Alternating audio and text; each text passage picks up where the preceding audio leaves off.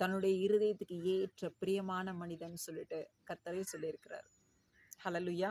சமஸ்த இஸ்ரவேலை ஆளுகை செய்கிற ஒரு நல்ல ஒரு இருதயம் உள்ள, தன்னுடைய சித்தத்தை செய்து முடிக்கிற ஒரு அருமையான கீழ்ப்படிதலுள்ள மகன் சொல்லிட்டு கர்த்தர் அவரை அபிஷேகம் பண்ணி வைத்திருந்தார்.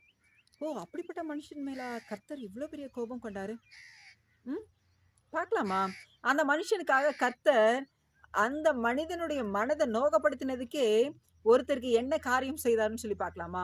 பார்த்துட்டீங்கன்னா, நாபால் என்கிறவருக்கு பாருங்க, அதே எஸ் சாமுவேல்லே நம்ம பார்ப்போம்.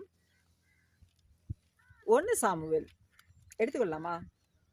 பாருங்க, 25வது அதிகாரம். மாகோன் என்கிற இடத்துல ஒரு மனுஷன் இருந்தாரு கர்மேல்ல. அவருடைய பேர் வந்து நாபால். அவருக்கு